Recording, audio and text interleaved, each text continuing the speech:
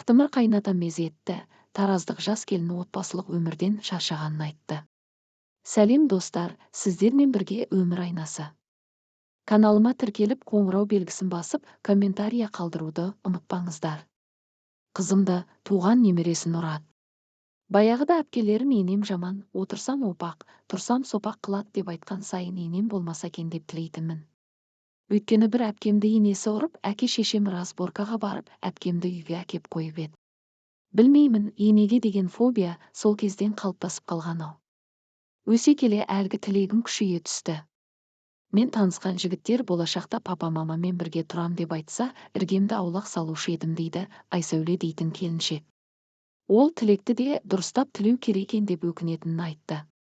Себебі қазір ол көресіні енеден емес, қайын атасынан көріп жүргенін әңгімелеп берді.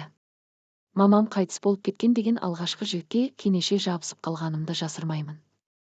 Ауылдың қарапайым баласы, мінезі жуас, көп әңгіме айта бермейді. Үйінде әкесі аға жеңгесімен, қарындасымен бірге тұратынын айтты. Сөйтіп аға жеңгелері әке шешемнің алдынан өтіп құда түсіп бізді үйлендірді. Біз үйлене сала қайнағаммен абысыным еншісін алып бөлек кетті. Рауанның үйленгенін күтіп жүрген екен. Біз қара шаңыраққа ие боп қалдық. Атамыз зейнет жасына жетпесе де жұмыссыз екен. Күн ұзаққа үйде. Сосын менің жұмысқа шығуыма рұқсат беріп қойды. Декреттік демалысқа шыққанша үйге азанда кетіп, кешке күйеуіммен бірге келетімін. Сол себепті атамның онша-мұнша мінезі білінбеді. Таңертең ерте тұрып, азанғы түскі тамағын дайындап кететімін. Кешке келе сала кешкі астың қамына кірсем, одан қалса үйді жинау, кешке дейін үйілген ыдыс аяқты жуып, түннің жарымында жататынмын.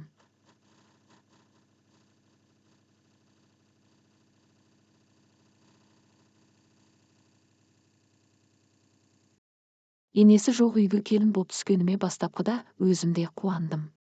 Құлағым тыныш, әр тірлігімді қадағалап, мынауың не дейтін адам жоқ, рахат өмір болды. Құрбыларым да, әпкелерім де бағым бар екен деп қызыға қарайтын.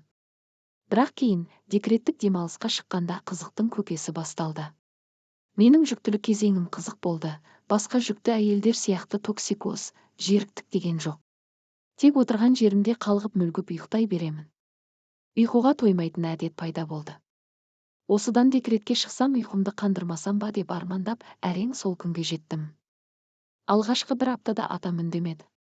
Азанда тұрып, күйеуімді жұмысқа шығарып салам да, қайтадан кіріп, 2 сағат ұйықтап жүрдім. Екінші аптада атамды танымай қалдым. Таңғы ұйқының екінші сериясына кірісіп жатып қалғам. Бір кезде ұйықтап жатқан жерімнен атам көрпемді ашып жіберді.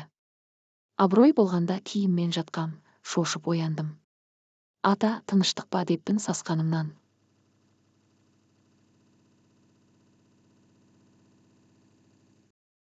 Неғып жатырсың, тұр орныңнан деді. Түк түсінбей, ұйқылы ояу күйде артынан еріп шықтым. Бұл үйде енең жоқ болғасын білгеніңді істей бересің бе? Мұны қалай түсінуге болады? Мына үйді бастан аяқ тазалап шық деп бұйырсын. Мақұл деп басымды шұлғып іске кірісіп кеттім. Сөйтсем атам өршеленіп кеткен, мына жерің шала, мына жерін қалдырып кетіпсің деп артымнан тексеріп, бұрын көрмеген тосын мінезін байқатты. Сол күні үйге қайнағам мен абысыным қыдырып келген. Шай үстінде атам үлкен баласымен келініне мені жамандап отыр. Түске дейін ұйықтайды, өзім оятпасам тұрмайды. Бүгін әрең дегенде үй жинаттым деп әңгімені соққанда, шыдай алмай, көзіме жас толып шығып кеттім. Күйеуім сыртта, телефонмен сөйлесіп отырған. Қасына барып атама деген ренішімді айтқым келіп отырғанда, артымнан абысыным жетіп келді. Айсәуле, үндеме, өзінің сондай мінезі бар. Үндемесең жеңесің, ерегіссең өршеленіп кетеді ол. Қоя бер, көңіліңе алма деп жұбатып, үйге ертіп кірді.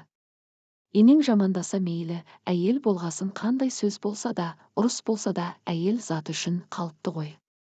Ал менің атам енелерден асып түсетін қазымыр адам боп шықты. Осы күні киген киіміме, басыма таққан орамалыма дейін сын айтып көзімен ішіп жеп қарайды. Ас үйдің шаруасына араласпайтын күні жоқ. Азық-түлік әкелсек, мынау неге көп, мұның бәрін кім жейді? Үйде отырып алып, баламның тапқанын тамаққа жұмсап жатырсың деп зіркілдейтін болды. Атама деген өкпе ренішімді бірнеше мәрте күйеуіме айттым. Үлкен кісі ғой, қайтеміз енді деп ары қарай қозғамай, жылы жауып қоя салады. Бір жолы шыдай алмай, папа, келініңізге үндемесеңізші, әлі жас қой, үйреніп кетеді бәрін деп айтып еді, басы бәлеге қалды. Әйелің менен артық боп қалды ма, енді осындай сөзбен алдыма келетін болсаң, үйімнен қуып шығам деп бақырды күйеуіме. Тәулік бойы үйде бір сәт бау бақшасына барып, онша-мұншаны істеп келеді. Содан кейінгі ермегі менің қызым. 3 жастағы қызым оның ата жауы болған. Бала болғасын шашып ойнайды, кейде бірдеңені байқамай төгіп қояды. Ата деп алдына отырып еркелегісі келеді. Ал ондайда атамыз бажылдап ұрысып, қызымды бар ары деп итеріп жібереді. Соңғы кездері қол көтеретін болды. Шай құйылған кесесіне шекер салам деп, бір қасығын дастарханға төгіп алып еді, атам басынан салып қалды. Ашуын білем ғой, қызымды құшақтаған күйі сыртқа шығып кеттім. Ашуын маған көрсетсе мейлі, титтей қызда не ақысы бар. Мен оны сырттан туып келіп пе едім. Жаныма батып кетті. Сол түні күйеуіме Айзерені бақшаға беріп, өзім жұмысқа шығам деп шарт қойдым. Одан әрі үйде отырып, атамның зекігеніне көну мүмкін емес еді. Сөйткенде атам үйдің шаруасын реттеп отырмаса келінді не үшін алдық деп айқайлапты. Ал үйде отырсам жатып шер, арамтамақ деп маған қарата айқайлайды. Сөзінен де, өзінен де қатты көңілім қалды. Құдайдан енесі жоқ күйеу бер деп бекер тілеген екем.